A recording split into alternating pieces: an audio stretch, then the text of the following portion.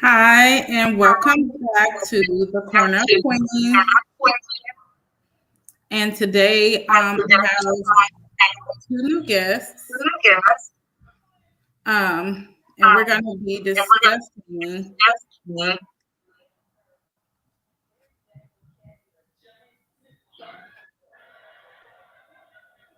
Did you get it? Did you guys see that? And once again, I'm going to introduce my friend and guest. Go ahead and introduce yourself again. Hi, Ice Coffee. And then I have another guest, Miss Latrita. Thank you for joining. I'm waiting for one more guest, but I guess she'll be in when she get a chance.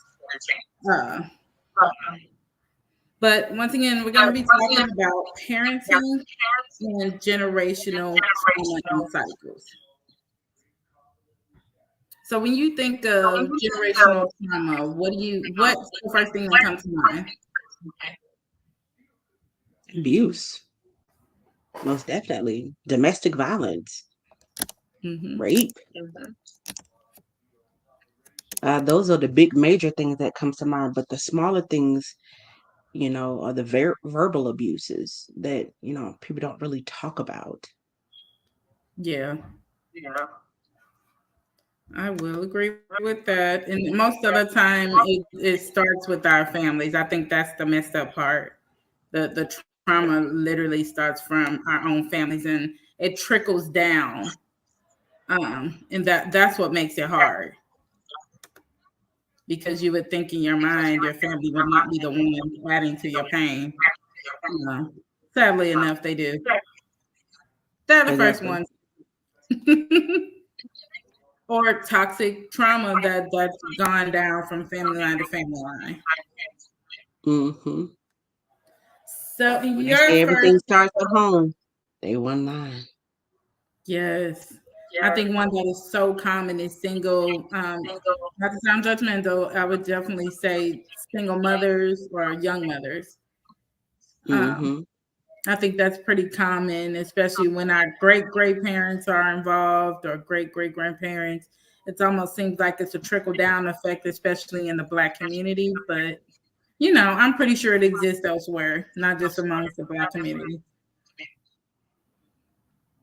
Agreed. As a matter of fact, I know that it doesn't just only exist in the Black community. I know that it exists in every race. Now, I don't know Mhm. anybody personally from each race individually, but I do know somebody, that's in the Caucasian community. And um, Mhm. she raised her other siblings and she was just a child herself. And then, some of her siblings end up having children at a very young age. She had a child at a very young age and went through a lot of abuse and verbal abuse and stuff like that. So, yeah, it's not just stuck with one race, it's multiple races. Mhm. That's true. Um, Another one I think is pretty common would probably be, and a lot of people probably don't even think about that. I think I hate it when I hear mothers give like advice to their daughters that you need to find you a rich man, or you need to find you a husband that make a lot of money. Like money is the ultimate decision whether your daughter should be with somebody or not. You know what I'm saying? But it's that's been going on for well into the 40s and 50s. That was the first thing they encouraged their daughters. You need to find you a good rich man. It's always money. That's not the reason to be with somebody. No. So imagine But growing up with why do my we do that mom though? advice. Huh? That's the real question. Why do we do that? That's the real question. I feel like on the non-offensive side, for a mom to tell her daughter, you need to find a man that's rich and he got money, blase, blase, is because of the simple fact that she wants that daughter to, not hurt for anything. Like, okay, mom, I done did everything for my daughter, raised her right, yada, yada, yada. So I want the man to take over the rest of the responsibilities. But a lot of men don't like that. A lot of men look at that same girl as if she's a gold digger because she's Mhm. been brainwashed to think that, I have to have this particular man. My standards have to be high. They got to make six-figure income, et cetera, et cetera. And she's only doing what she was taught. But the society and men in general are downing her because of that. Instead of doing Mhm. that, teach your daughter to not put up with the bullshit that some of these Mhm. dudes are doing. Not all, but majority of them are doing to these women, Mhm. leading them on, telling them sweet nothings in their ear. Oh, baby, you're so cute, you're so gorgeous, and all this shit. And we looking at them like, please. As we get Mhm. older, we know better. We can spot the game. But when we're Right. young and we don't know and we're naive, I mean, how are we supposed to protect ourselves? How are we supposed to protect our daughters? How are they supposed Exactly. to know the difference? And that's where daddy comes in. But not True. all little princesses' daddies are there. Yeah. I can see that. That's definitely true. Okay, so this is one of the prime examples I like to use. So give me 1 second.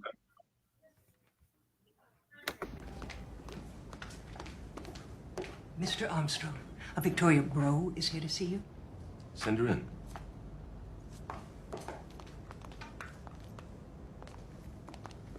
Hello, Carlos. Victoria. I rushed right over. She hasn't been home in 3 days. Her patience is wearing thin.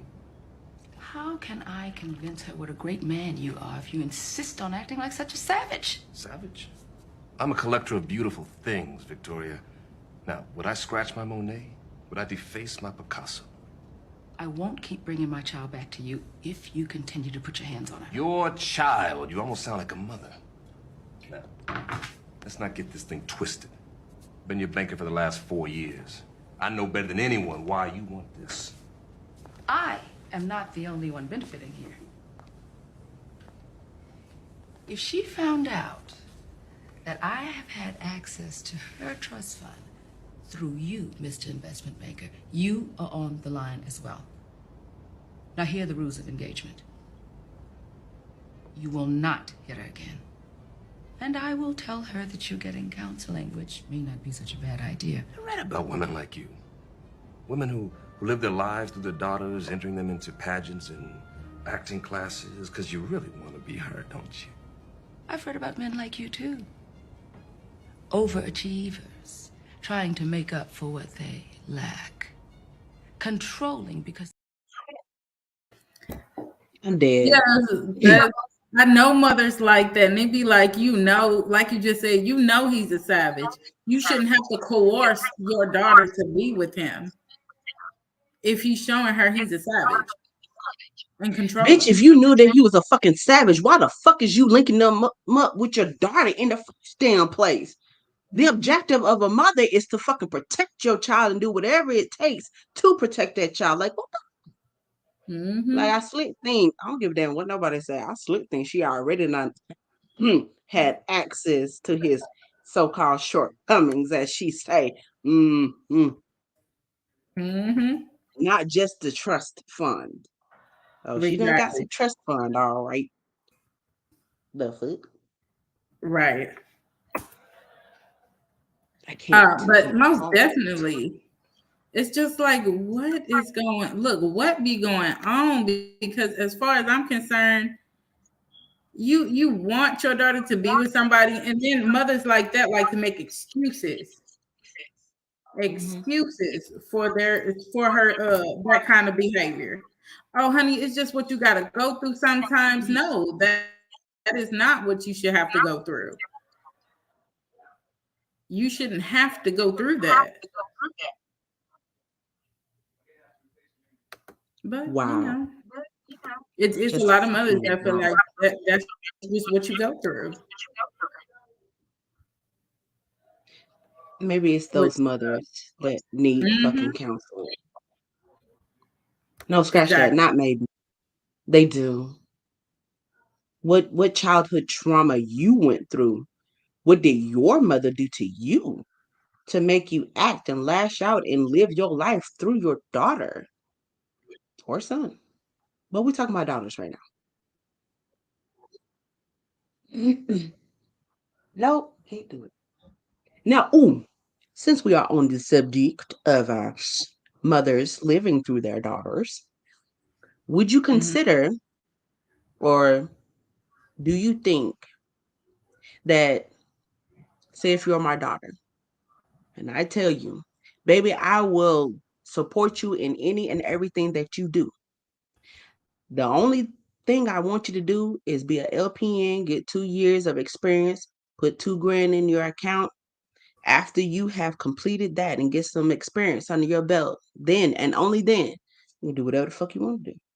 You can be the dumpster man, be good at it. You could be a lawyer, an NBA player, whatever you want to do. Do you feel like me saying that is me living my life through my child? Don't you cut your hair side at me? Don't you Maybe a cut your little hair bit. side at me? No, no, it's the complete opposite. I'm telling you, it's the complete opposite. Hear me out. Like I said, I want them to have a solid, concrete. I got lost for words there. Okay. I want them to have a solid future, something concrete, something that they already have Mhm. experience in, and they can fall back on it. If Right. my daughter wants to be a fucking princess, it's gonna be hard as shit for her to be a princess. But baby, I'm with you. If you want to be Mhm. a fucking princess, you be a damn princess. In the back of my mind, I'm not gonna tell her this though, but in the back of my mind, I'm like, baby, that's a little bit too high of a standard. You might not be able to reach that goal. But Mhm. I'm gonna support her anyway. If that's what she wanna do, go right on ahead. If my Mhm. son wants to be an NBA, keep getting them letters in that field. If he wants to be in that position, I'm like, okay, now you gotta do this, this, and this. Make sure your grades up. You're gonna be successful. I Mhm. I mean, understand how you feel too, that is like Mhm. me living through my children.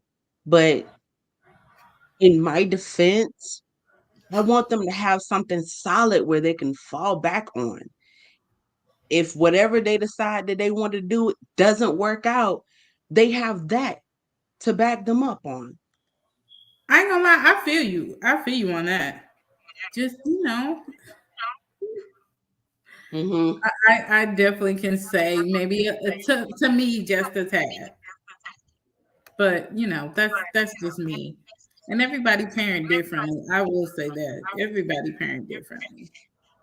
So, like I said, everybody parent differently. Sometimes I feel like maybe I'm too easy on my kids. And sometimes I do say, um, I say my kids are spoiled, but I know it's a world full of kids that don't even know what spoiled feel like. So my dad Hmm. always just remind me, no, they are greatly loved. Great. Right. Right. Very So he greatly said loved. that's not a bad thing. I was like, I know. So another, I think we can also speak on the type of generational trauma will probably be the mother-daughter toxic situation when it comes to old school parents. And almost to the point to where they don't know how to be loving towards their daughters, but they kiss the Mm. ground their sons walk on. And it's like, how do you find it so hard to love your daughter and be supportive of your daughter, but let your son get away with highway murder? You know what I'm How can saying? you do that? How can you bring yourself to do that? That's some narcissistic mothers. There's something wrong with them. I don't care what nobody say. Latrita, I don't know if you can hear me. Probably can't. What do you think about the topic? I don't know if she can hear me. My generational curses and traumas are specific to the feminine. So like the women in my family, there's a lot, there's a lot there. I grew up with a mother who did not know how to love a daughter. I was one of 4 kids, 2 of us daughters, 2 of us sons. And my mom never had a problem loving my brothers, but she had a pretty big issue showing affection, and not only just showing affection, but like just being a human to me and my sister. And my sister and I responded to that in very different ways. I was the first one, so I received the brunt of the forceful, hateful, full contact trauma. And my little sister having, the bedroom next to mine and hearing me being mentally and emotionally abused for years and years on end, trying to avoid it herself, just kind of became very quiet, very solitude, very inward, very shut off. And I have hated my mother. I hated her. I hated her for a very long time because I could not possibly understand how a mother could speak to and treat her daughter the way that she treated me and just like hate me so much. Like I couldn't understand why she hated me. I couldn't understand that no matter what I did, she always had something horrific to say to me to make me feel like I was a tiny little insignificant speck of dirt on the bottom of her shoe. And I just could not understand it. It made me angrier than I could even like swallow. So as an emotional and hormonally charged. And sadly enough, it's situations like that that truly exist. And it's like, it's your child. Why do you have to make them feel like they ain't nothing? I'll never understand that. So what do you think? It's a chain reaction. For every action, there's a reaction. So apparently, this young lady went through what she went through because her mother did it to her. And her sister was affected by this, so therefore she became more of an introvert. With that being said, I feel as if going backwards, her mother's mother did the same thing to her. This is where it confuses me. If you are going through something very traumatizing and you have offsprings, why not stop it? Exactly. Just why? If you sit up there before you have children and vow to yourself, I'm never going to be like my mother and do XYZ, etc., etc. Just stop it. Where it's at. Everything that you hear back here, do the opposite. Don't tear that child down. Be more supportive of that child. Uplift that child. See what I'm saying? I've been through personal trauma myself. And a lot of the things I was told was, oh, you're ugly, you're fat, this, that, and the third. And right now, I don't give a fuck. My daughter went through the same thing, being bullied. Oh, you're ugly, you're too skinny. And I'm looking at her like, baby, you are bald. I don't have ugly children. Who you talking to like that? What you mean? No, ma'am. Right. And as she got older, she's like, yes, I am the queen. Yes, I am fabulous. I said, you go, girl. Yes. Right. Right. That's how she's supposed to be. Oh, I'm sorry. Go ahead. No, I'm sorry. Go ahead. You're fine. Now, my son, on the other hand, he's a little bit more difficult. He didn't catch it as fast as my daughter did. Okay. I guess it's because it's mommy saying it towards him and he doesn't believe it. We always get to a point where when you hear so much negative shit, you start believing it. When you lie to Exactly. yourself, you start believing in that lie is true. But when you hear it for somebody else, it has more meaning and more strength. It holds more power than your mom or somebody that you're close to, saying it. So he's just like, mama, you're saying it. You and auntie saying it. I don't see it. I don't believe it. Because this girl she says she like me, but she don't like me. I said, then you need to leave that fucking hussy alone. That's what you need to do. Cause they ain't nothing but a fucking hussy. I'm sorry. I I'm gonna feel stop now you. because I'm starting to get in my mama mode. That shit pissed me off. Look, I feel you. I feel you completely. So I would probably say I make the conscious decision based on my previous situation with my mom. Regardless of what I experienced with her, I can honestly say she taught me how I shouldn't handle my kids.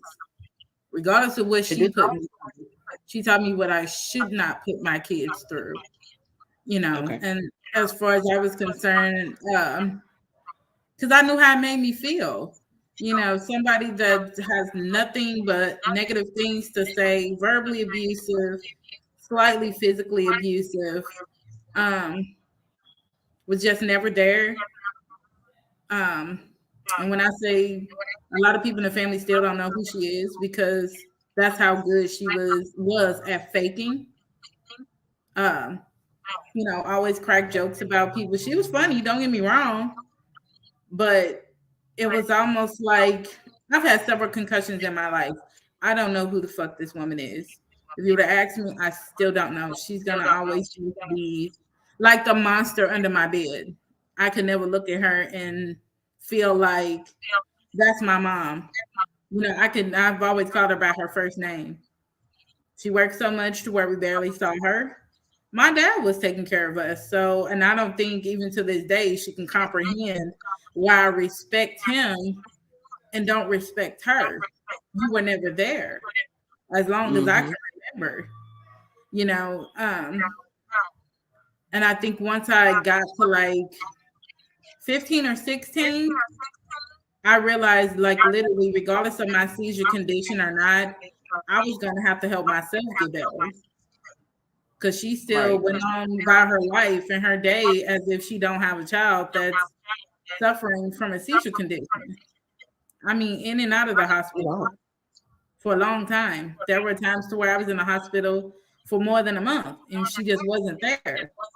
I'm seeing other kids, got their mom and or dad coming in to check on them. I didn't get that. I was mostly by myself. I hardly ever seen her, so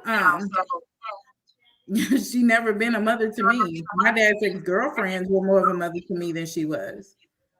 But she had no problem getting my disability check. That's all I think I really was to her, Ma'am. to be really honest. She showed nothing but tough love. So as far as I was concerned, whatever good memories I had of her, they must have been wiped out. Because I don't remember much about her, but nothing but bad thoughts, nothing but bad memories. But I think once, and like I said, I'm not gonna say I'm a victim, but once I became like 16, I wanted to understand my condition more because that's when my seizures Mm-hmm. became a little bit more stable. She Mm-hmm. told family that I dropped out of high school and I really didn't want to finish school, even though every seizure I had wiped out every memory that I had of what I learned at school. Yikes. Yeah, That whatever I learned the day sucks. before, I was just don't remember it the next day. You will have to remind me because every one that I had would wipe out whatever I was learning the day before. So she made it seem like the family that I just gave up on school. No. And of course, you know how family is. They get the gossiping. But that was Of not the course. case at all. But Mm. most of my high school year, in and out of the hospital. She knew that, but she wanted the family to believe otherwise. Trying So, to hide the shit for what? What is I there don't. to hide? It's a medical condition. And she was Right. ashamed of having a medical condition? The fuck? Maybe she didn't know how to handle it because it was like literally off guard. I'm not going to make excuses for her because I'll never know why she responded to it the way she did. But, I think I told you before I had a swing accident at school.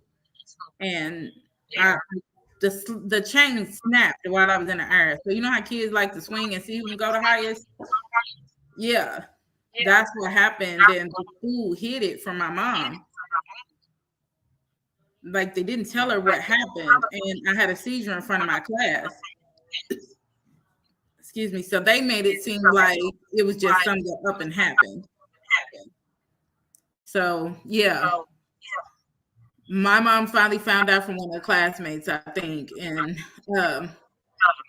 of course she confronted the school, but they didn't tell her nothing till like a month or two later.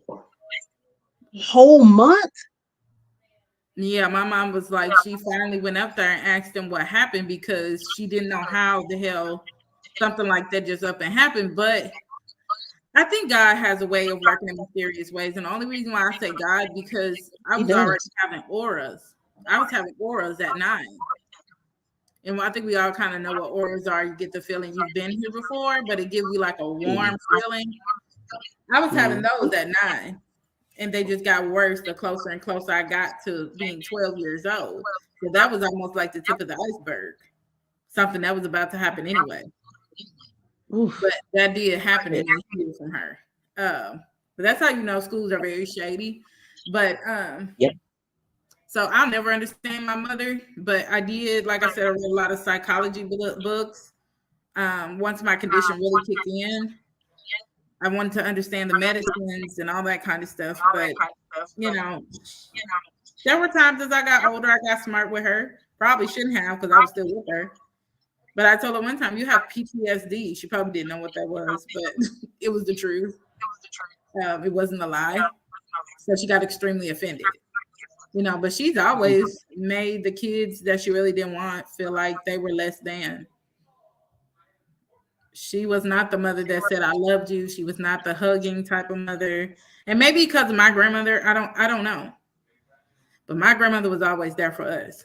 So I can only go off of what I did experience from my grandmother. And once my seizures kicked in, my grandmother was there with me most of the time because I didn't feel comfortable going outside to play with the kids. Mm-hmm. So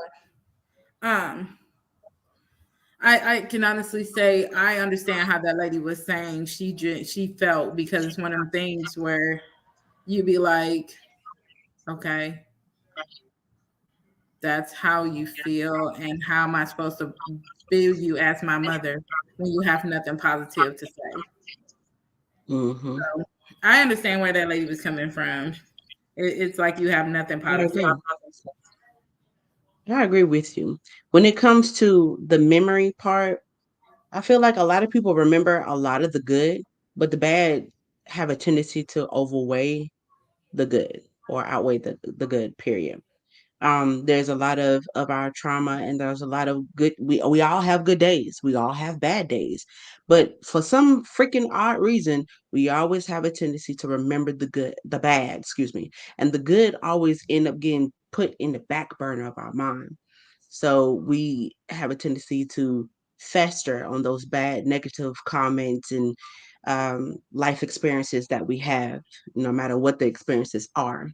Um, I feel like, now maybe this is just my hypothesis here.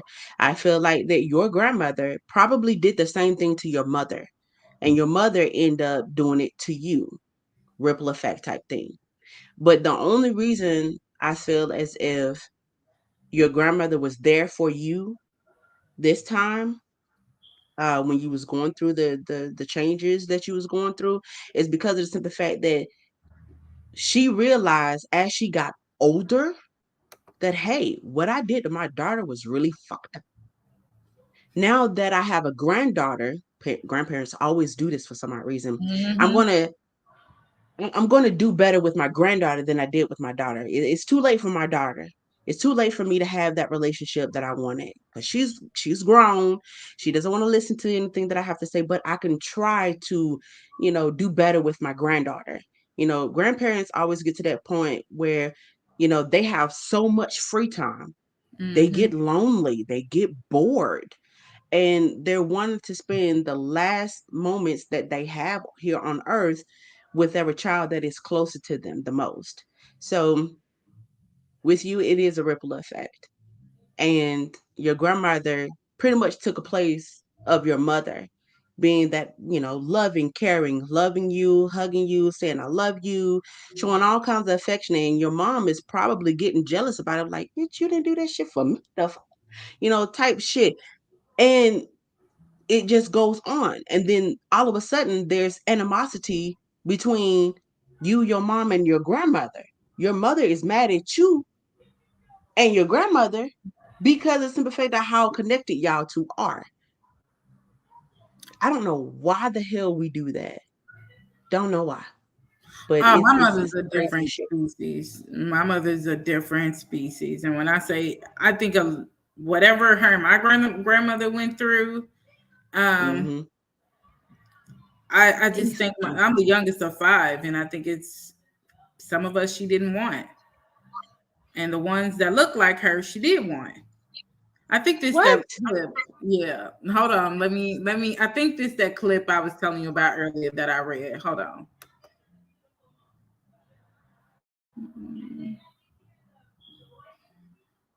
The audacity. Oh, nope, that's not the right one.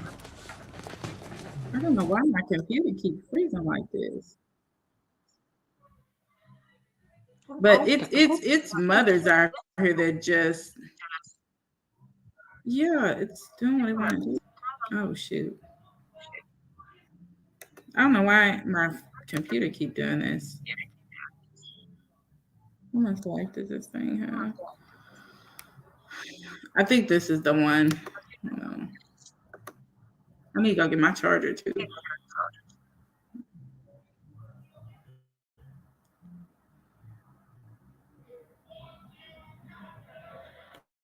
But it was the one that was basically talking about.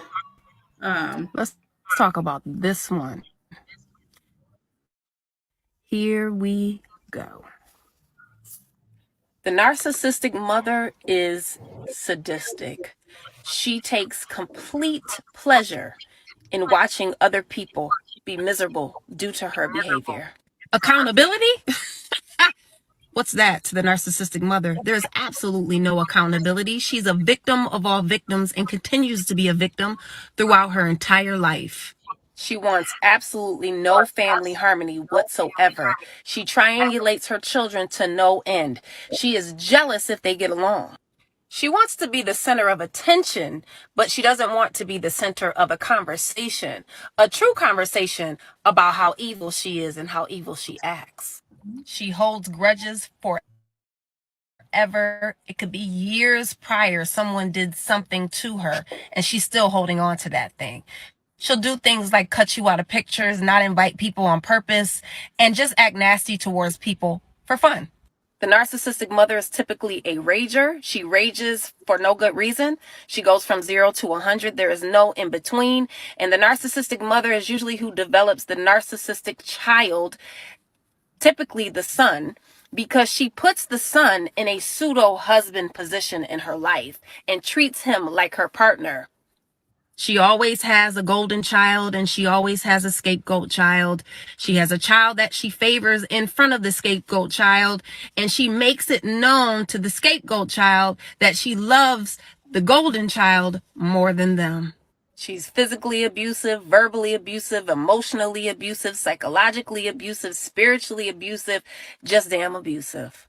Always gossiping, always talking negatively about people, never has a good thing to say about anybody, jealous, envious spirit, the most jealous and envious spirit you'd ever want to see.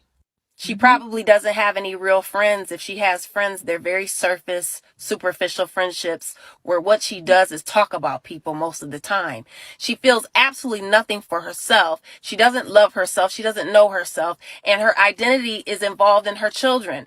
She lives vicariously through her children, controlling them at all angles and ends. All angles and ends. She wants in on everything, but brings nothing good to the table. She wants to be in the know all the time. And if you're not keeping her in the know, she guilt trips a lot.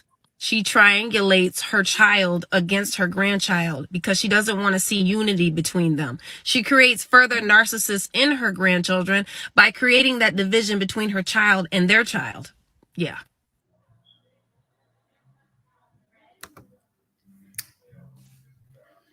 I swear I thought this lady knew my mother. And if it's women and men and young boys out here that has a mom like that, I swear I thought this lady knew who my mother was because, and if it's a bunch of mothers out there like that, just know whoever it is out here, I feel you. I feel your pain because that's my mom to a T. And it sounds fucked up to say, but it's not a lie. It's the truth. She gonna always make it seem like somebody else is the problem, like she's done everything right, and she don't take accountability, none whatsoever. And that's because she always got somebody to back her up. But at the end of the day, I thought this woman knew who my mother was. I was like, this can't be real. It's mothers out there like this as well. What was you finna say? I'm sorry. Nothing. Just wow. What the fuck? Right. Yes. That's why I said it was so many nights I had to. She triggered suicidal thoughts. That's how miserable she made me. Living with her was like living with, and in any family, if you got toxic family like that, and you have to live with them for a long period of time, it's like living in an environment where it's cancer. You're breathing in toxic cancer-causing chemicals. That's what it's like. Wow. It's no shape or form of love, and if it is, it's fake as hell. And that's something that's so common when you have families like toxic families and stuff like that. That everything is just so fake. Don't nobody know how to be genuine. And the people that want to be different, they're the black sheep. They're the ones wanting some attention. It's never they want to do better. It's always they just want some attention.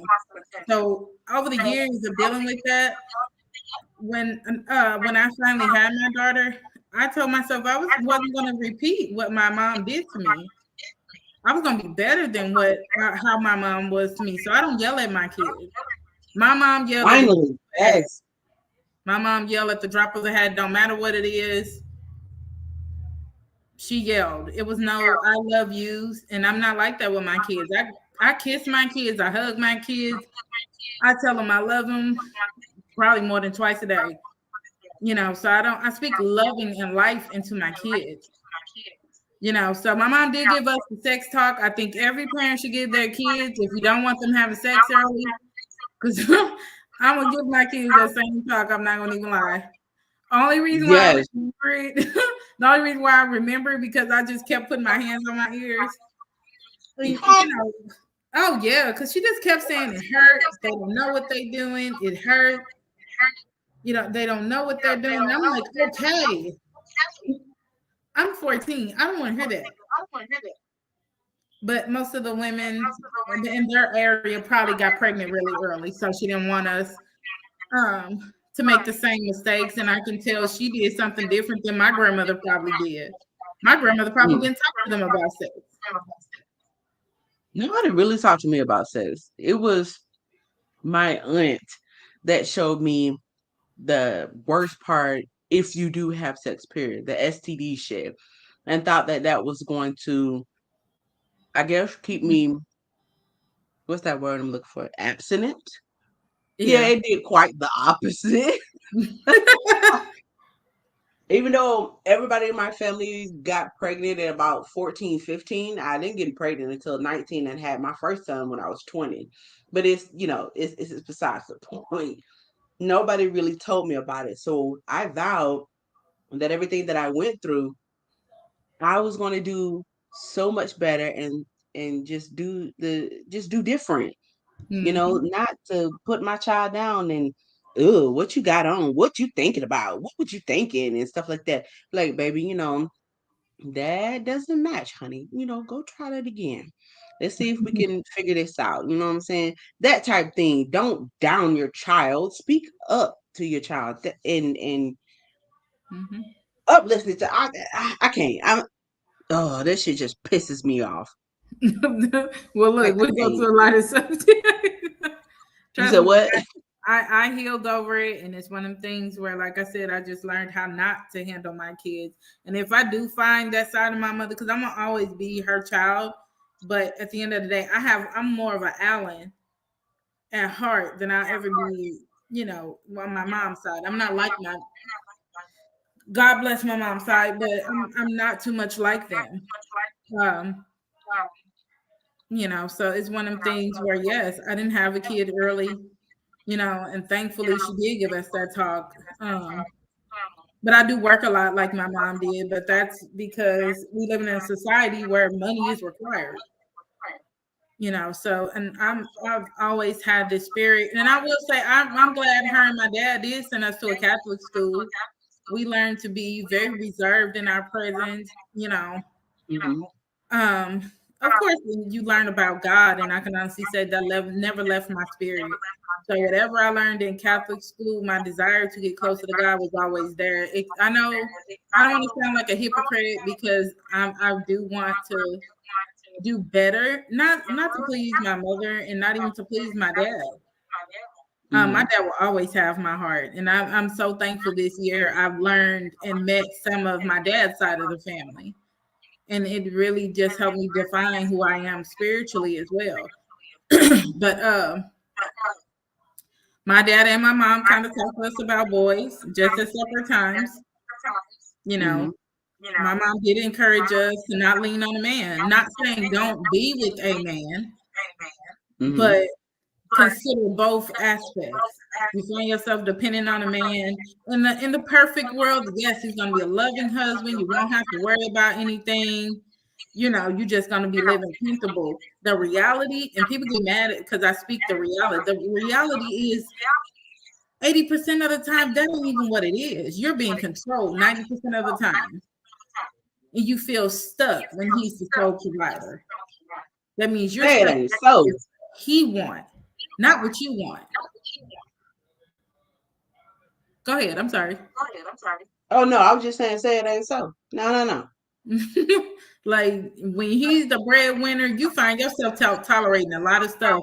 But my parents didn't want us to get stuck. So a lot of these controlling men like to use that as a manipulation tactic. You gonna die alone because you don't want to lean on a man. No, that's not what it is. Why can't we lean on each other? Right. Why does it have to be me leaning on you? But you know what? In society, men and women are taught that way. We are perceived as such. Women are perceived as, especially back in the day, perceived as, you got a job? Yeah, you do. Take care of the house, cook, clean, and take care of the children. And the man, he works and bring home the bacon, and the woman will take that bacon, multiply it, and make it into a home. That's what we are designed to do. That's what we are conditioned to do. But not only that, but with this day and age, there's a lot of women that are becoming independent, and a lot of men don't like that, especially if they had that upbringing that a woman is supposed to depend on a man. And that's not always the case. It's not, I feel like with women that are doing shit on their own and making fucking six figures, first of all, can I have a job application? Damn. You spread the love over here. God damn.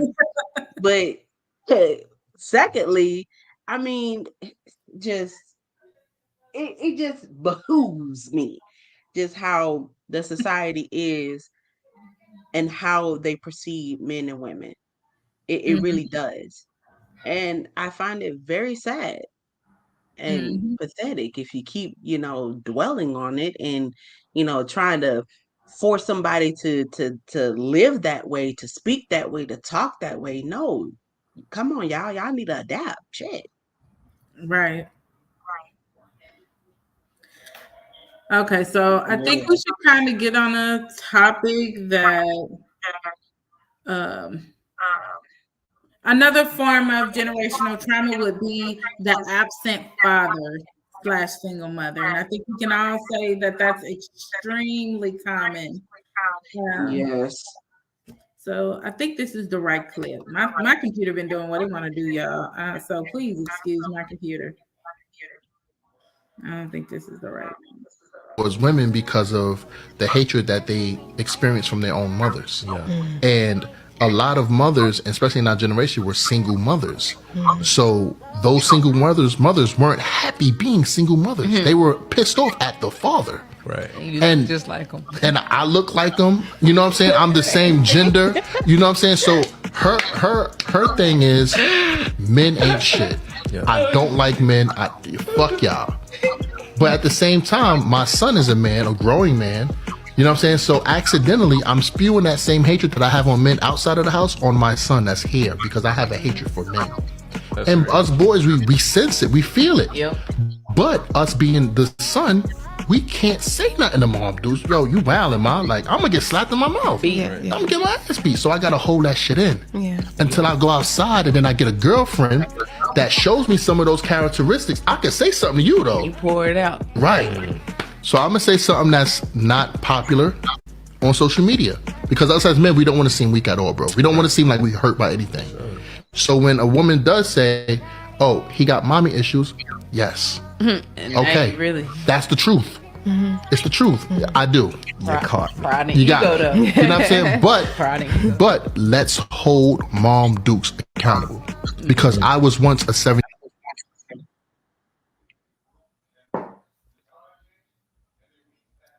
Okay, so what did you think of that one? Shit, there's not much of anything to say. You said it all. It is true. Hold the mother accountable for the shit, because everything starts at fucking home. Everything.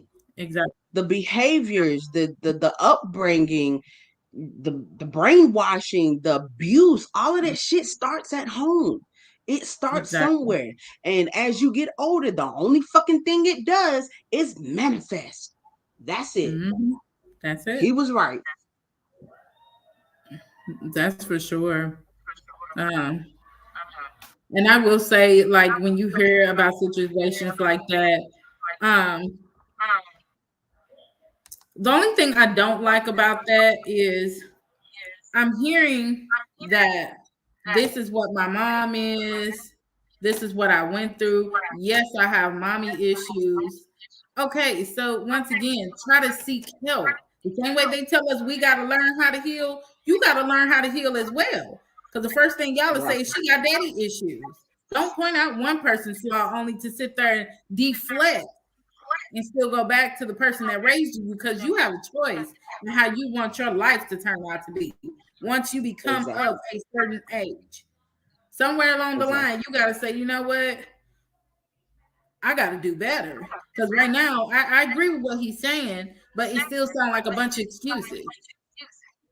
Yes. And that's where the mental part comes in. Yeah. That's where back there in the day, nobody really knew about depression. Nobody really knew about the baby blues. That the baby blues can really fuck you up. It can. Girl. Like, nobody knew about that shit. Like, they always swept that shit under the rug. The PTSD, ADHD, nobody knew about that shit until, y'all know, I ain't trying to get all scientific and all that shit. Oh, you already know my show. You already know. You free to say it. They don't.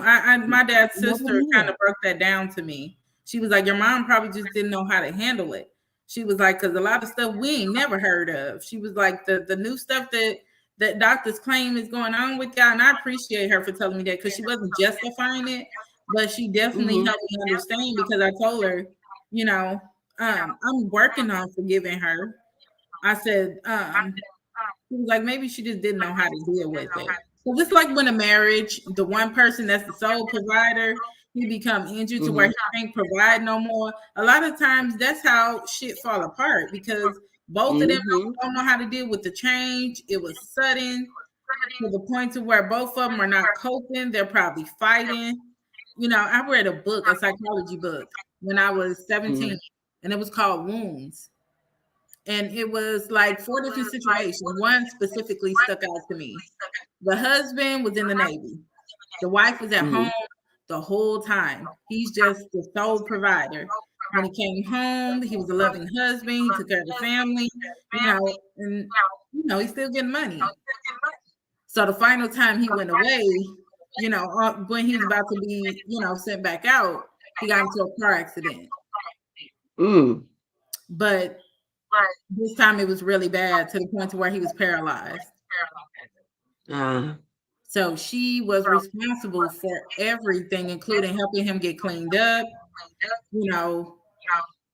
trying to figure out how the bills gonna get paid on top of taking care of the kids because he couldn't do nothing himself. And I can only imagine just one day and it changed, but he could still talk and everything, but their marriage fell apart. He was not supportive at all. He was depressed. She was upset because bills are climbing. She had no life skills, so, oh yeah. And I was like, she brought out how when she was sick or something, he took care of her. He was like, it didn't matter what, when my wife had our kids, he said, I made sure she didn't have to get up for nothing. Like, yeah, you can't compare the two situations, but what happened to that love and devotion? Exactly. So that went out the window once he got really sick. And I was like, well, damn, she literally she got upset. She got aggressive from some of the things that I read. She broke things. She would have to go to the bathroom to breathe. She just got really mad at him. Like, that wasn't his fault. That really is not his fault. She asked for a divorce and said she couldn't do it anymore. While he was trying to learn that is the moment in a marriage where you really find your strength and your love for your partner. What the actual fuck? Yeah, that was a really good book. She, like, literally, while he was in a wheelchair, they just kept fighting, and she just became extremely angry with him. And I was like, that's a really messed up point of view to have towards him. And while he was in a wheelchair one day, he was depressed too. Because imagine being the breadwinner to feeling, he said he plenty of times in that book, he felt like nothing. He felt like less of a man. And you can imagine what he's going through. He's stuck at home, can't do nothing, can't take care of himself. But she wasn't thinking like that. But anyway, she did ask for a divorce because she got tired of she didn't want the kids to see her and him fighting so much. But you taking his whole world from him. So, like I said, you can't compare the two situations, but exactly, Latrina. When it's time to put in that work, people do not want to do that. But it was a little Caucasian couple. But yeah, it sucked. So the wounds wasn't even just the physical; it was how they both got heartbroken, and that little trauma broke their entire marriage up. It just feels like moments like this, again, like I said, is where you go through your trials and tribulation. When you make those vows, is for better or for worse. That meaning the worst. When he got into his car accident and all that other stuff. I mean, like, damn, woman, you can't sit up there and take care of the man. Hell, he took care of you.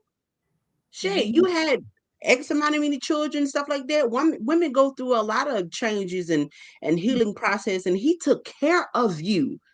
Sick days, he took care of you. And you can't take care of this man that done held you together, held the family together for X amount of time. Like, that really pisses me off. I think they were together. From what I read in that book, it's that story particular really stuck out, and I can't remember most of the story.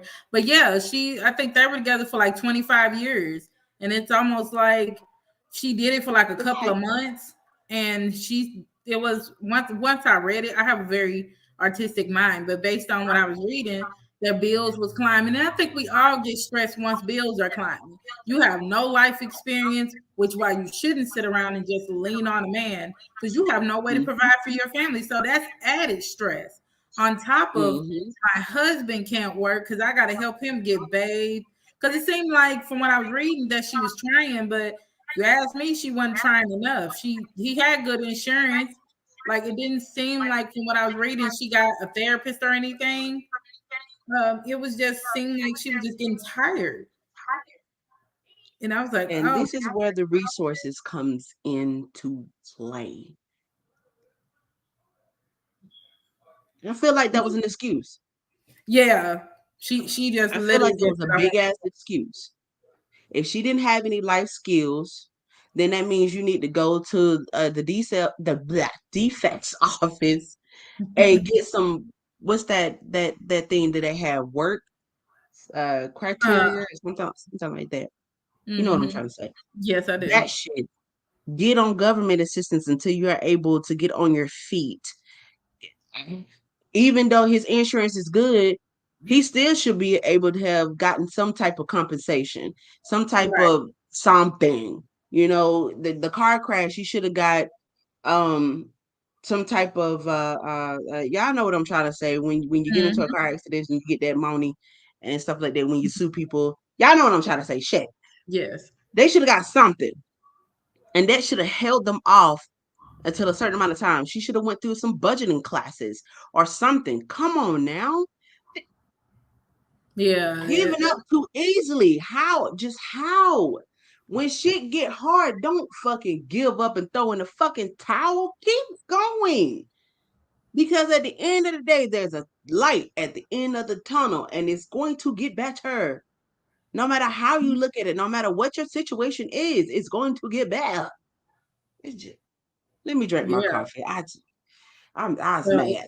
I was 17, but at the same time, I was just like, wow, she just really just gave up. And it was so sad because, you know, once he said I just broke down crying and took my ring off, he was like, once again, it don't seem like she cared how he felt. Or, she probably thinking in her mind, like neither one of them considering how each other feel.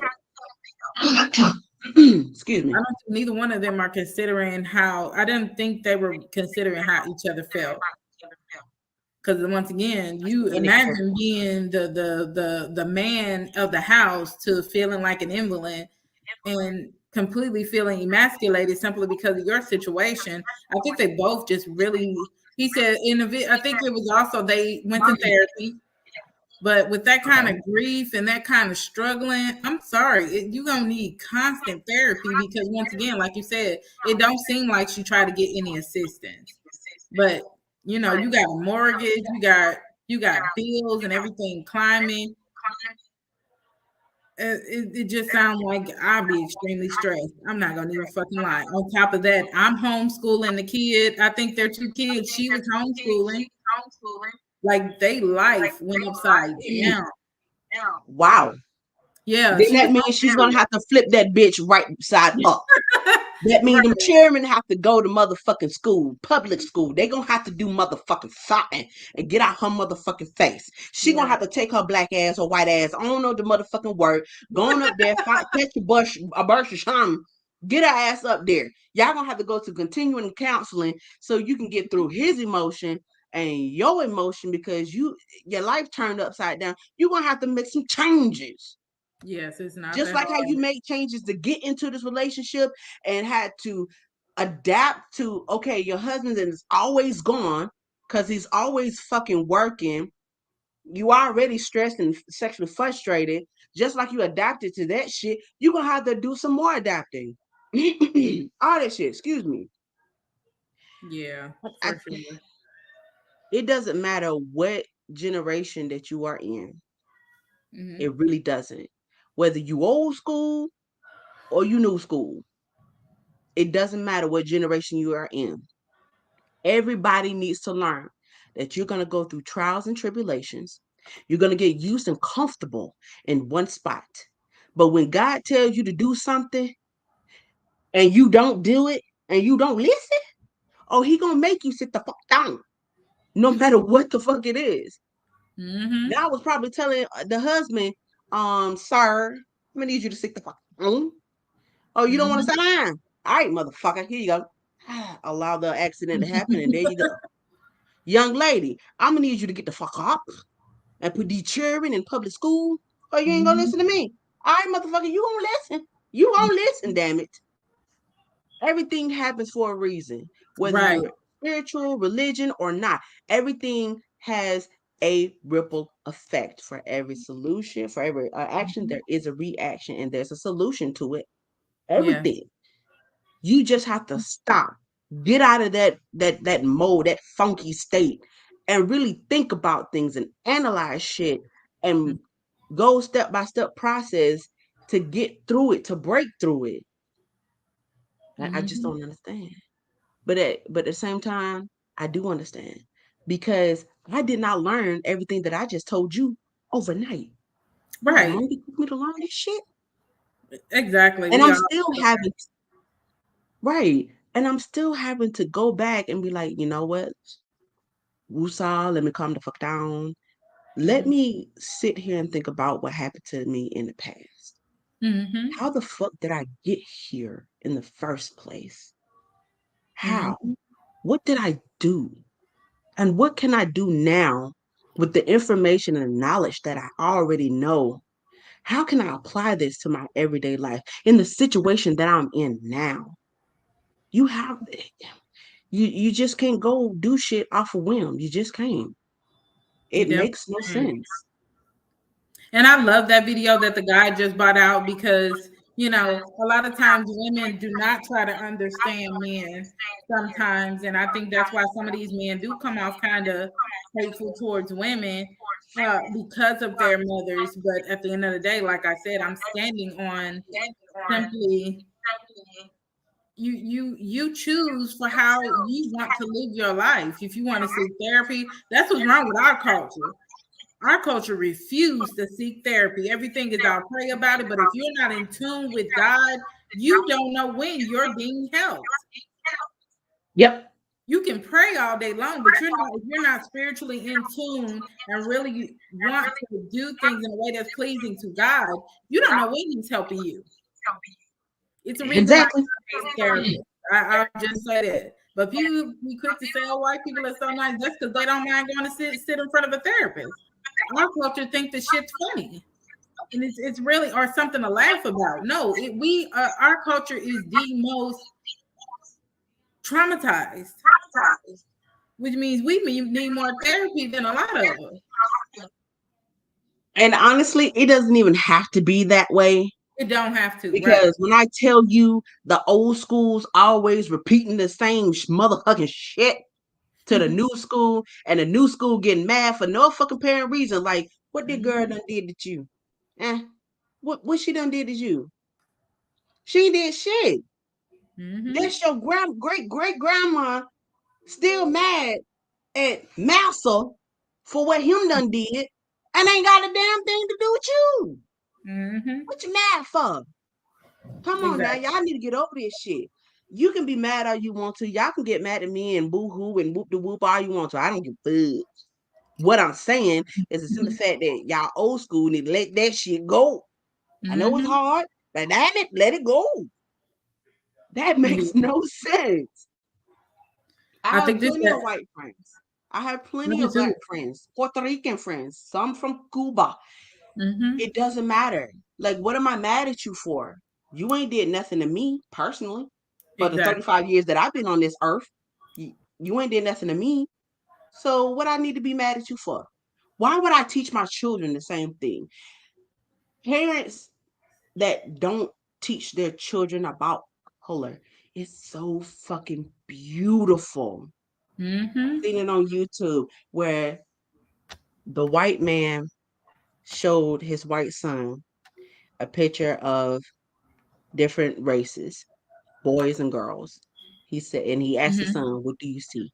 He said, "I see a pretty little girl, and I see a handsome young man." I said, "Oh, Mm-hmm. that's so pretty." And he asked, "What color are they?" The kid couldn't respond. He was like, "Is this one black or is this one white?" I don't know. Could not see it. Could not see it at all. And I'm like, good God Almighty, that is if that ain't the purest child I done ever laid eyes on. Oh my three love God. I love that Mm-hmm. shit. Love Yes. it. And off subject, it's crazy how kids at a very tender age can make friends so motherfucking quick. Yes, they There's can. no animosity there. There's no black hidden agenda with that shit with kids, period. And they make friends just like that. Adults, Mhm. yeah, shit. No. Don't come on my house like that. I got to observe you at your own house. How your house looking? Did you clean today? Did you wash your ass? Oh no, you can't come over here. Don't bring that shit over here. Nope. I'm done yapping my gums. I'm done. Oh, you're fine, girl. But yeah, I like that he kind of touched on that because sometimes we don't think about that. But this is the other clip I think I was telling you about. That's if it'll play. Lay it on me. Down to us.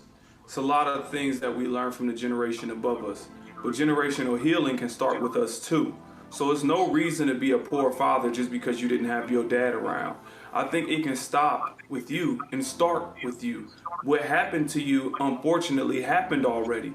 We can't keep dwelling on what happened to us and use that as the excuse to be terrible. It's terrible if you out there and you got children and you not figuring out ways to take care of them. I've heard those excuses. My baby mother won't allow me to be in their life. Like, listen, if you want to be in your child's life, you will go to the mountaintop to make sure that happens. Ultimately, healing can start with you.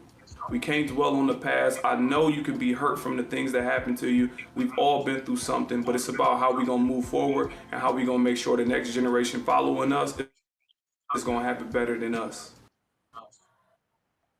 Absolutely. I agree. I absolutely agree. I agree.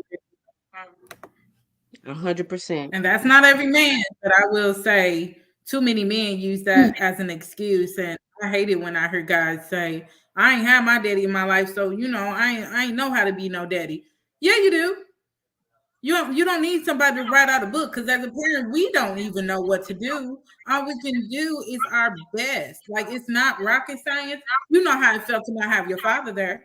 So why cause that same pain or worse to your child, and then your child one day wake up and say, when you decide you want to get it together and your son is grown, and the only thing you can say is, I ain't have my daddy in my life. That ain't gonna be a good enough excuse for him because it's not. No. I agree. You gotta do better than what you experienced. Exactly. Don't continue the cycle of pain. Now, what I will say is this. Because of the way little story time. A lot of men. Okay. Little story time. So my biological father was in and out of being incarcerated. And some more extra shit went on, but we done got past and I forgave him. Anyway, he told me the exact same thing that was just said. My daddy did the exact same to me too. And I just looked at him. I was like, oh, really? And he said, what I regret is doing stupid shit that caused me to be incarcerated. Stupid shit because I was stressed out because he was on drugs. That caused me to have it to where you was taken away from me. Mm-hmm. So that reminded me of that. I feel like I said, going back to society requires men, parents require men to be strong. It's always that, don't be no pussy, don't be no wuss, don't be weak. Or men are not allowed to cry. They're not allowed to show emotion. They're not allowed to do these things. I know that for a personal experience, because with me having sons, their father would come up to me and tell them, why you tell my son that he can cry? Because he fucking can. He's a damn human being. Right. Because he's human. He's human. Mm-hmm. It doesn't matter if he's a boy or girl. He's human. And that's the same thing that goes with gender. My daughter's dad is teaching my daughter to be really, really tough. And I get that. I understand that because I don't want nobody taking advantage of her. But me as a mother, I'm going to teach her to be soft. Teach her to be gentle. But I'm also that mother that's two faces at the exact same time. And no, you get your ass up. When you see a little boy or a little girl sitting up there fucking with you, you tell them nicely, no, leave you the fuck alone, and they don't leave you the fuck alone, you mollywop that ass. If the principals tell you, oh, you suspended, blah, blah, blah, girl, let's go get some ice cream. Tell me a story. What happened? She did. While we eating our ice cream, but she did. She. What else happened? Stuff like that. But getting back to the subject, I feel like y'all are entitled to your emotions. Women, stop looking at men just because he motherfucking crying that he's fucking weak. He's not weak. He's tired. He's fucking tired. And he's hurt emotionally. So if you know these things, take the next initiative step to seek help. Don't project it on your child. Yeah, that's for sure. And it's unfortunate. I think another form of generational toxicity or generational cycles, I'll probably say family secrets. And when I say I did not know how common molestation is as a generational trauma or generational cycle. Like, it's a very gross thought, but sadly, over the recent years, based on statistics, boys are more of a victim to molestation than girls. You know, and there's so many grown men I know that's twice as thick. But I know plenty of situations where it's grown men these days that's been a victim of that and just never knew how to cope with it. They took it to their grave, or they don't speak of it. And it's a very unfortunate thing. But the cases is much higher with little boys than it is girls. So it's just like, what's really going on in people's minds? But that is that's toxic. That's not even just trauma. That's toxic trauma. But somewhere along the line, it's like, how do you break that cycle without healing? How do you break that cycle? Because based on the statistics, those people said they didn't think they were doing something wrong because it was done to them and being done to the person before that. How do you not know that that's wrong? I'll never understand it, but yes, they don't think that person's doing something wrong to them because it's been done to them before that. Okay, then we go back to the fucking beginning. We go back to the school systems. We go back to, having web seminars and shit and posting it on Facebook and all these social medias and saying, you grown ass man grooming my son, grooming my daughter. It is wrong. Go to goddamn therapy. Bitch, get your shit together. Yeah, I did not know that. That gave me chills. I was like, it's much higher in boys, and that once again, that could be that some of these grown men stay quiet about it. So there could be that inner mechanism that kind of makes them a little confused of what they like as well, and they probably just trying to get through it by themselves. But once again, it's one of them things where we all have stuff we have to heal from. If you do not take that time to heal and get better, I remember talking to this 20-year-old little boy a couple of weeks back, almost like 3 months ago. And I asked him a question based on my interviews for my show. And I said, so what's the dating world like for you? And he was just like, just real as hell. And he said, I don't date. He said, to be honest, I don't trust people like that. He was like, and I don't want to hurt somebody for breaking my heart. And he was just like, so I don't date. And I don't want to be with nobody right now. I was like, oh shit. He was like, he said it's only basically saying it's only so much his heart can take. That's terrible to be 23 and feel like it's only so much your heart can take. I was like, oh, okay.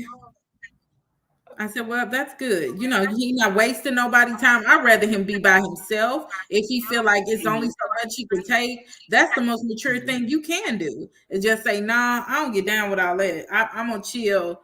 He just came out and said it. I have trust issues, so I don't date. He said, I don't waste nobody's time. And I don't want nobody wasting mine. That's mature. You see how I don't know very many grown men that have that mentality.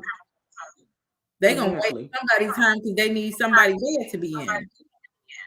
And it's at that moment where I feel like he done went through some trauma himself, and Mm-hmm. his mama or daddy done told him some shit that really stuck to him and traumatized him about Mm-hmm. not trusting people in general, or Right. mommy or daddy was not there.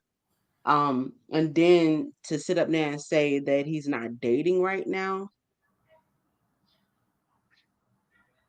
don't get me wrong. Kudos for him. Kudos for him, because there's a lot of nasty motherfuckers out here. Care what you say. But just to go through the shit to go through the little shit that you don't went through in your 22 years, and then that's just society. That's Mhm. just people doing the wrong shit. And I feel like people need to stop putting this label on other people, because I did it. Stop putting this label on yourself and on other people when you're going through shit, depression, trauma, whatever it is. Stop putting that damn label on you as like I'm disabled and Mhm. I need a disability check. Stop thinking that you're crazy, because you're not. It's Mhm. just it's just you getting that extra help. Shit that everybody keeps sweeping under the fucking floor. I did it. Mhm. Do you not know? I didn't even know I had depression after I had my twins. No, scratch that. Wrong kid. Wait a minute. Go back a little bit further. I didn't know I had depression after my third child. I Okay. had to go back. I had to think about it. I had to bring it back. I didn't know I had depression. And my auntie Yeah. kept telling me, "Oh, you need a disability check. You crazy. You so different." But I am the black sheep of my family because I went through trauma, and because nobody in my family thinks it's okay to date outside your race. But I do. I did. Mhm. Quite fun. To be frankly honest with you, it's a thrill. It's like playing a fucking video game. You know Me what? being a black. Hey, let me see how much I can talk to this white man right here. See if I can get his number. What kind of steps do I need to go and get this white man number? Just saying.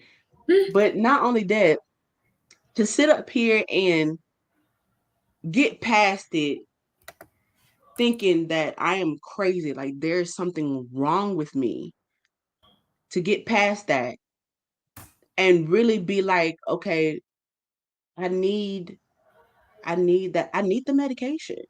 I need it. And there's nothing fucking wrong with me. It's just that I went through so much shit, and then finding out that, first of all, my mother was on drugs when she was pregnant with me. So I ain't all the way up there in the stairs anyway. I ain't got all my marbles, okay? So there's a chemical imbalance in my noggin that ain't just it ain't catching like it's supposed to. That's all it is. That's all it Mhm. is. Now try to tell my boyfriend that, don't let it that's a different story.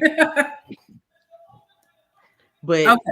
we have to stop putting that label on each other that, oh, I'm crazy and this is that and the third, because it's not that. It's just you have a chemical imbalance that need an extra push. That's it. You Right. just need an extra push. Mhm. So But do I you can tell you think right now, since I already got on my medication shit, I'm throw the fuck off. I don't give a fuck. I'm, either you like me or you don't like me. I don't give a fuck. Come on. So Continue. another one of the generational cycles or curses that I can say that I didn't believe in, and one of the reasons I hate when I heard people say people need to stay together because they have kids is probably domestic violence and alcoholism can be a generational cycle that you can take with you as you get older as well. You know, the cycle continues even with those situations. Staying with the man that you made a baby with because he's the father is not a reason just to stay with them. Because if he beating your ass left and right in front of your child, and you saw your mother go through it, and you saw she stayed, but you saw how hurt she was all the time, you don't want to repeat your mom's mistakes because usually those situations, your mom telling you, don't deal with a man that treat me this way. or Mhm. it's always some crazy reason. And I'm not against anybody that's been through those kind of situations, but just because that's the father to the child is not a reason to stay with them. Even if you married, fuck that ring. You gotta hope and pray you wake up with somebody like that the next morning, regardless of that ring or not. Shit, if you with that person that's doing all that bullshit, you got to pray every motherfucking time you wake up in the morning that you can't Right. motherfucking breathe. Cause he might be like, that bitch, what she did last week. I can't stand her ass. Fuck her. Mhm. Fuck that shit. She leave me. Nah, fuck that. I ain't even gonna give a chance to leave me. No. That is not a Stop reason to it. be with somebody. But you know what though?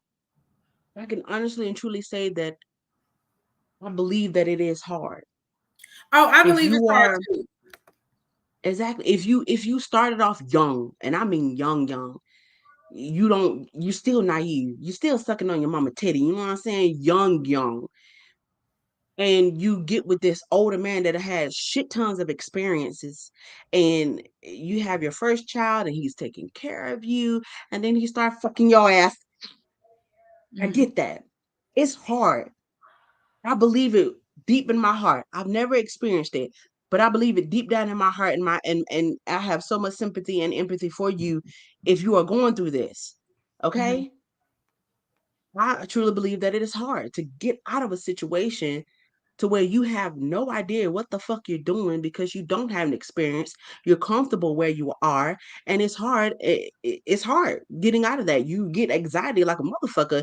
Even the going across your mind that okay, I'm gonna be a single mom now, and I don't know what the fuck to do. How the fuck am I supposed to take care of two kids? Bitch, I can tell you. I can tell you some stories. How the fuck you can take care of two kids? I took care of 7 kids by myself. You mean? Anyway, that's besides the point. The point of the matter is, you are right. You do not have to stay with a man that's abusive just because y'all got children. Right. We are in another day and another era to where there's men out here that are good men that'll take care of home, that will never lay a hand on you ever, because that's not how they was raised, and will treat you so good and accept that child or children and accept them as they own and take care of them as they own. My daughter's father did that for my son, my oldest son. He's been in his life ever since he was 6 months old, because my son's dad was incarcerated for doing dumb shit. But that's besides the point. That's just my example. I'm just saying. I don't see how people do the things that they do. But then again, I do see the reasons and why they do the shit that they do. But it just don't never make any sense to me. It just really don't. Ha ha ha! The deep Lord, I done got old. Jesus. Okay, so we have one more clip. I don't know if I showed this earlier, but If you're going to be the one to break certain cycles in your family, then it's inevitable that you'll have to endure the hate that comes with those in your family, seeing you defeat the cycles they drowned in. And that causes problems. It causes tension. It causes distance. So don't be surprised when you find yourself the oddball, the one that's left out, the one that's talked about, the one that's disrespected, when you know you have a heart of gold. And also, don't forget that they're behaving this way because they're damaged and hurt, not because they hate you. And the reason they're directing all this energy towards you is because they see things in you that they don't possess themselves, and they feel are unattainable. And you might say, but still, like, it's me. I'm their daughter, I'm their son. Like, how could they treat me like this? And my answer to you is this: there are some issues that have such a hold on someone that it does misconstrue their pattern of thinking and their identity. And it also misconstrues your identity to them. So when they look at you, it's a constant reminder of what spiritual, intellectual, and emotional wholeness they desire, while also being reminded of what they don't or feel they can't attain. So they don't see you. They only see the brokenness in themselves.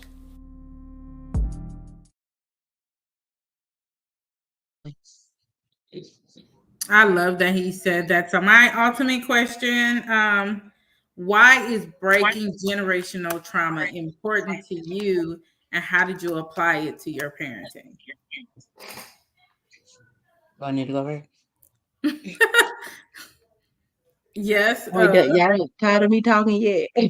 Well, I'm just it's playing. just a simple question. I think Latrita's gonna comment in the comment section. But you can, or I can go first. Okay. It's important to me because once again, I don't want to inflict that same pain onto my kids. Like my kids are my everything. Like I enjoyed the pregnancies. I enjoyed feeling them through, you know, just seeing them for the first time and just reminding myself every day of my life. I'm not perfect, but I remind myself every single day of my life, I don't want to make my kids feel the way my mom made me feel. I just have to tell myself that every day. If I feel myself like getting aggravated or frustrated, yeah, there have been times to where my mom came out of me like yelling because I'm trying to tell them something, acting like they don't understand, and maybe they don't, but I apologize to my kids. I don't act like I didn't do anything wrong to them. And my daughter, she's autistic, and she told me one day, and I said, "What's wrong?" Because she feel like I talk loud. So to her, she's viewing it as me yelling. And I said, I'm like, "Do you want mommy to talk quieter?" She looked at me and said, "Yes." I said, "Is this low enough?" She said, "No." So I talked a little bit lower. I said, "Is that better?" She said, "Yeah."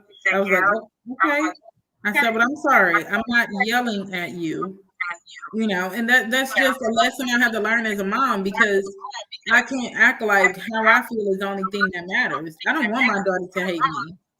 I don't want my daughter to view me as a monster. But if I didn't take an account of how she felt, that could easily happen. We come from an era where how the kids feel don't matter. So online, you have to change that, because how the child feel does matter. That song, "Fuck them kids." I'm sorry. Sorry, go ahead. I come from our great grandparents. I'm pretty sure they came from the era where how the kids feel don't matter either. But somewhere along the line, you got to wake up and realize they human just like you are, and they got to get older. That's why some of these kids kill their parents while they sleep, treating them like they just don't have feel. Oh yes, those cases went up too. You got to be careful how you deal with these kids nowadays.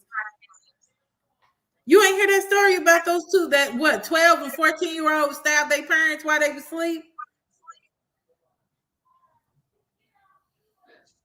No, but that just shows that I need to, I don't listen to the news. I don't get on their social media like that. So yeah, 12 and 14 stabbed their parents repeatedly and drugged their bodies to a swamp or something.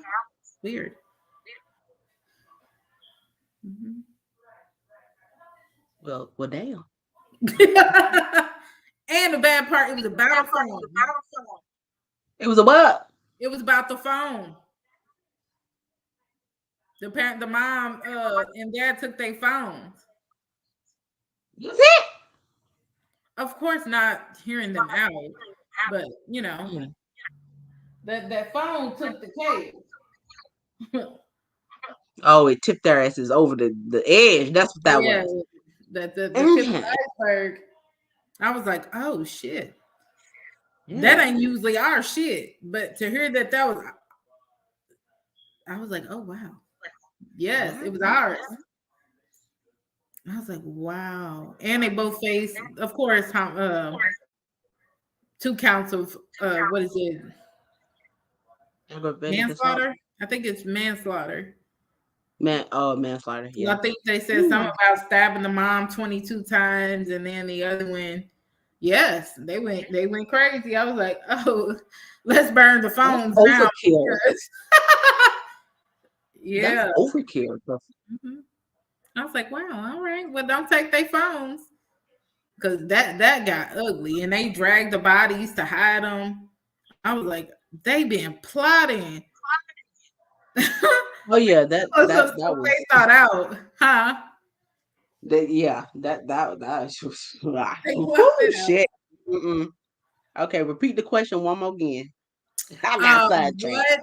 What what generational trauma or cycle that you did or want to break, and how did it affect you as a parent? There's a whole bunch. Let me find my list. No, I'm just fine. Uh, um, it would definitely be the verbal abuse. Most Mhm. definitely. I went through a lot of that. I went through a lot of moments where I would try to plead my case. Mama, can I go to the club? Or I mean, not the club. Excuse me. Mama, can I go to this party because of yuck yuck yuck and blah blah blah. Y'all know how teenagers do if you got children. And instantly no. Before I even got a chance to explain anything, it was always no. Um, they never heard me out. I never got a chance to open my mouth to explain any fucking thing. And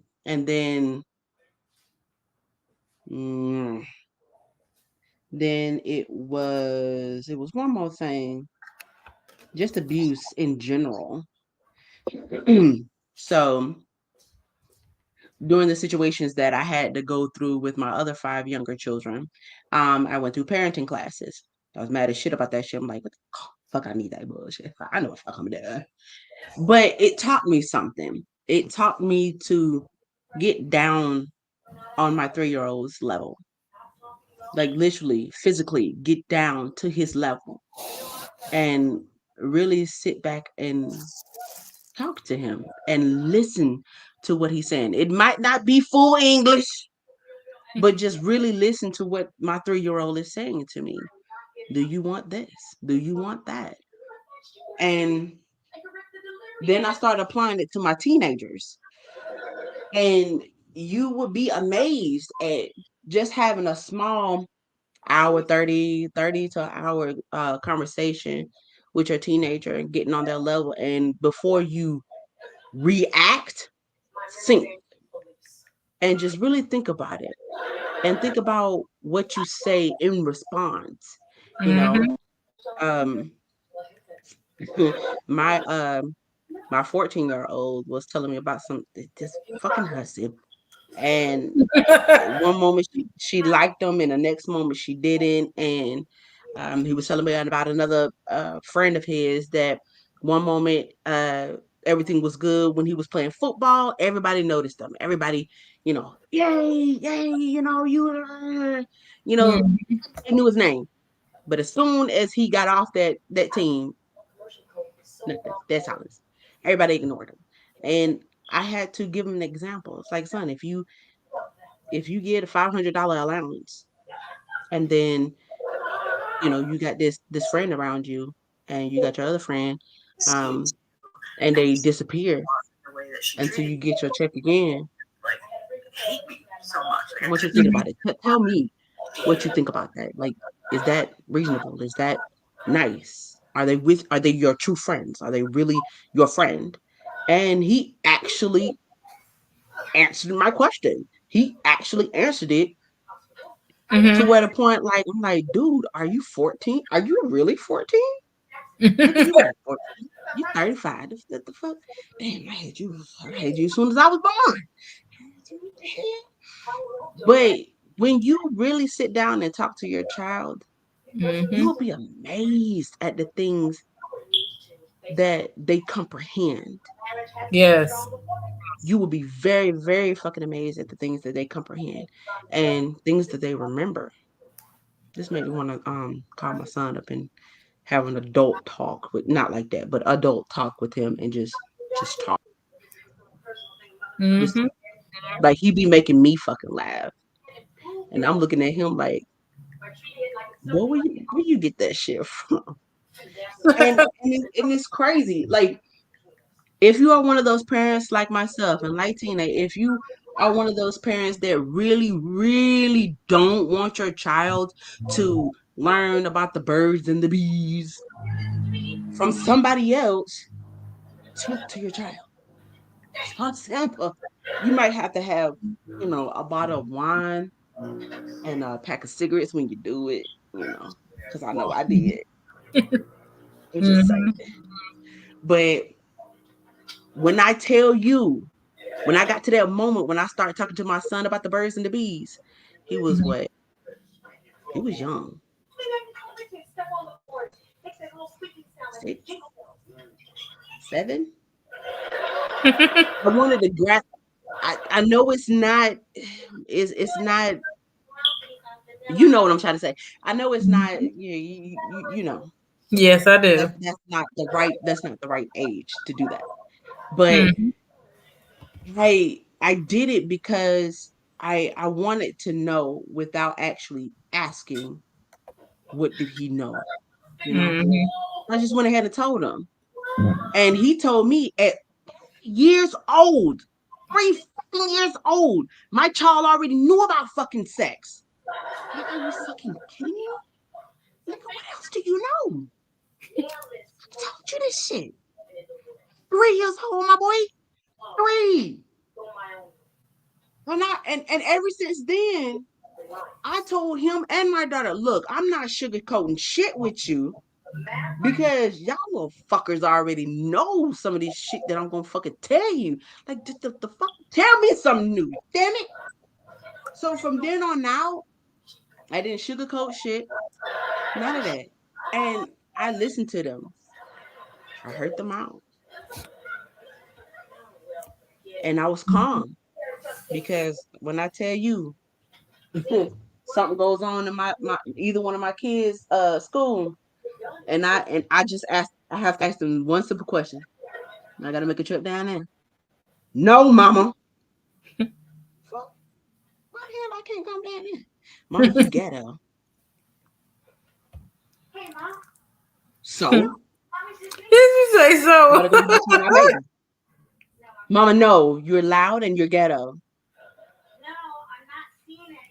No. Touche, nigga. Touche, my boy. Touche. Oh, but Oh Lord, yeah. it's moments like that when you will be surprised when you just have a full blown conversation with your kid. And when Yeah. I tell you, started soon as I snatched my children out these pools, I'm already talking to them. Especially when they get to that age when they just cool in that shit. It's the cutest thing ever. And they just could for real. You don't say. And then what happened, baby? For real? And now to this day, I promise you I regret this shit. Because these little niggas will talk your ass off. Like 2 hours ago, my ears was bleeding. My daughter sat up there and talked to me for like 3 hours. And I'm looking at her like, bitch, shut the fuck up. Please shut the fuck up.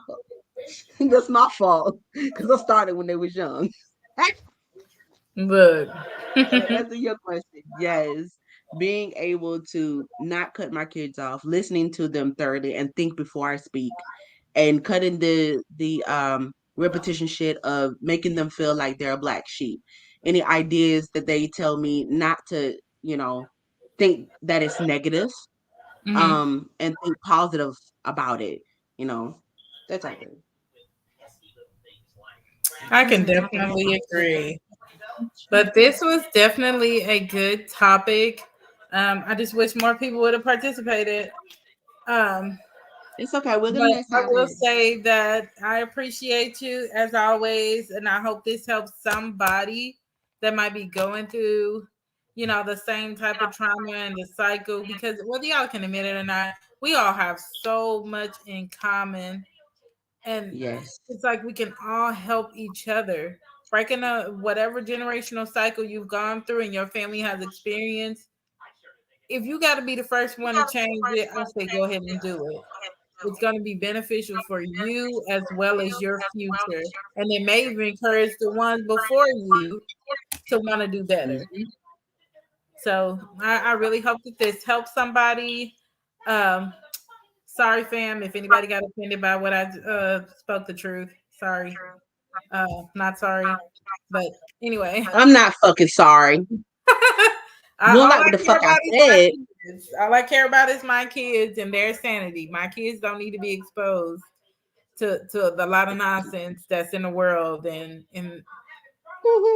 you know, so it's my kids, it's my world, and if my kids have to stay away from certain family members to keep the peace and protect them, it is what it is. Now, once they become of age and they want to get to know these people again, that is completely up to them.